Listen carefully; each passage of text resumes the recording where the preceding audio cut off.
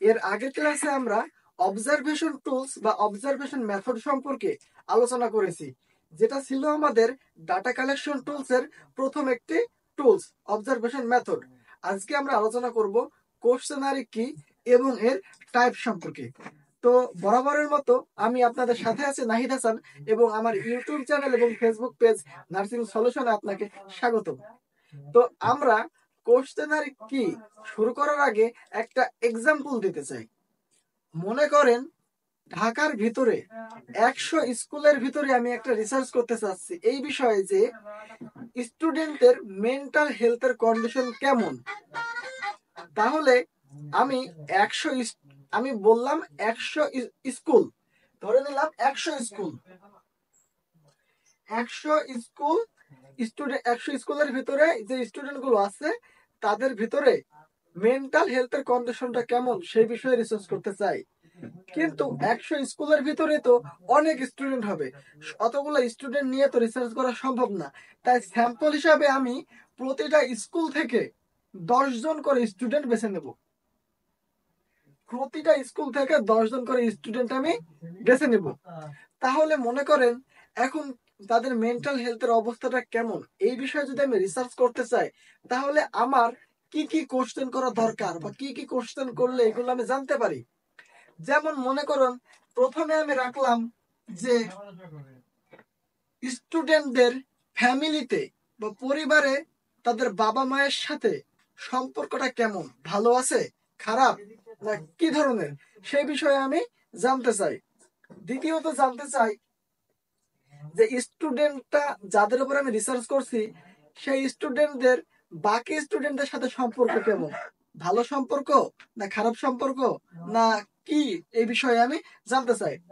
তৃতীয়ত মনে করেন আমি জানতে চাই যে স্টুডেন্ট গুলো যাদের উপর আমি রিসার্চ করছি তারা তাদের টিচারদের কিভাবে দেখে বা কেমন ভাবে গ্রহণ করে, তাদের পড়াশোনার সময় কি মনোযোগ দেয় কি দেয় না, এইসব বিষয়ে আমি জানতে চাচ্ছি। এর আগের ক্লাসে আমরা অবজারভেশন মেথডে দেখেছিলাম যে সরাসরি স্টুডেন্টদের সাথে রিসার্চার থেকে অবজার্ভ করে। এখন এখানে কি অবজার্ভ করা সম্ভব?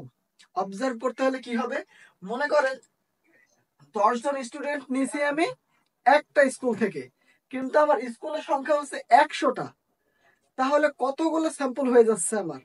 সব বাদ দিয়ে মনে করেন 10 জন স্যাম্পলের কাছে যদি একজন রিসার্চার যায় যে তার কিভাবে কাজ করে বা কেমন কি কন্ডিশন দেখার জন্য, স্কুলে হয়তো 10 জন স্টুডেন্টকে একসাথে রিসার্চার পাবেন, কিন্তু যে ফ্যামিলিতে বাবা মা ভাই বোন এদের সাথে সম্পর্ক কেমন, কিরকম ব্যবহার করে, কার সাথে কি সম্পর্ক, এই যে এই বিষয়ে রিসার্চ করার জন্য রিসার্চারকে কি করা লাগবে, ওই স্টুডেন্টের সাথে তার বাসায় যাওয়া লাগবে, তাকে অবজার্ভ করা লাগবে সে কি কাজ করে কিভাবে ব্যবহার করে।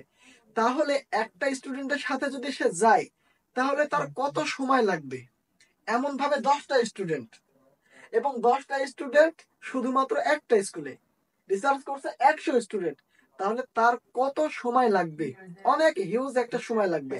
আর যত সময় লাগবে তত বাজেট বাড়তে থাকবে। তাহলে এই ক্ষেত্রে কিন্তু আমাদের অবজারভেশন মেথডটা সম্ভব না। তার জন্য আমাদের এখন আছে কোশ্চেনারি। কোশ্চেনারি কথার ভিতরেই কিন্তু অ্যান্সারটা লুকিয়ে আছে। যেমন কোশ্চেন আরি মানে কি, কোশ্চেন করে যে অ্যান্সার গুলো আমরা পাবো, তাহলে এই কোশ্চেন গুলো যে আমরা করছি এই কোশ্চেন গুলো কি করব আমরা, একটা অ্যাপ্রোপ্রিয়েট সেট, মানে কোশ্চেন গুলো যেগুলো হতে পারে 30টা 40টা 50টা হতে পারে, সেই কোশ্চেন গুলোর একটা সেট আমরা তৈরি করে স্টুডেন্টের সামনে দিব। তারা কি করবে, সেই অ্যান্সার গুলো ফিল আপ করে আমাদের দিয়ে দিবে। তখন আমরা সেই অ্যান্সার শিট দেখে দেখে তাদের অ্যানালাইসিস করব, ডাটা অ্যানালাইসিস করে আমরা তাদের মেন্টাল হেলথের কন্ডিশনটা কেমন সেটা জানতে পারবো। তাহলে কোশ্চেনারি আমরা কখন করছি, যখন আমাদের স্যাম্পল সাইজ হবে অনেক বড়, তখন আমরা কোশ্চেনারি করব। কারণ বড় স্যাম্পলের ক্ষেত্রে অবজারভেশন করা রিসার্চারের পক্ষে সম্ভব না এবং এটি অত্যন্ত ব্যয়বহুল। তাহলে কোশ্চেনারি যে দিবে এই কোশ্চেনারিটা কয় ভাগে হতে পারে, কয় রকম হতে পারে? কোশ্চেনারির দুইটা ফর্ম আছে, একটা হচ্ছে ওপেন ইন্ডেড আর একটা হচ্ছে close ended. Open ended question কোনগুলো?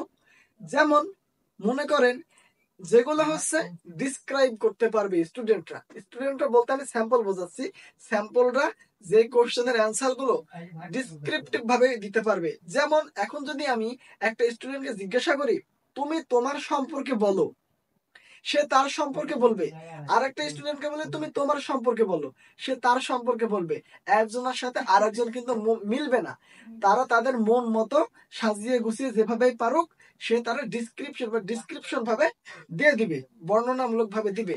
সেগুলোকে আমরা বলছি ওপেন ইন্ডেড কোশ্চেন, যেগুলোর অ্যান্সার এক একজনের কাছে এক এক রকম হতে পারে। এবং ক্লোজ ইন্ডেড কোশ্চেন কোনগুলো হবে আমাদের কোশ্চেনারির ভিতরে? ক্লোজ ইন্ডেড কোশ্চেনের ভিতরে এগুলো হবে যেগুলোর অ্যান্সার ফিক্সড। যেমন যেমন আমরা এখানে বলতে পারি যে বাংলাদেশ কত সালে স্বাধীনতা অর্জন করে, এটার অ্যান্সার হবে ফিক্সড।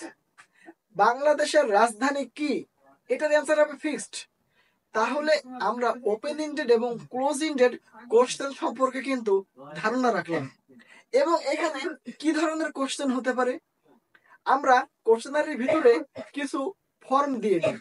যেমন এখানে লিখছিলাম আমরা যে ফ্যামিলিতে তোমার মানে ভালো সম্পর্ক না খারাপ সম্পর্ক। যেমন ফ্যামিলিতে তোমার সম্পর্ক কেমন, ভালো না খারাপ? ভালো হলে ভালো তো ঠিক, খারাপ হলে খারাপই ঠিক। তাহলে এখানে কিন্তু তার ফ্যামিলিতে গিয়ে অবজার্ভ করার আমার প্রয়োজন পড়ছে না। একসাথেই এক মুহূর্তে কিন্তু আমি একসাথে অনেক স্টুডেন্টের ডাটা এই কোশ্চেনের মাধ্যমে নিতে পারছি।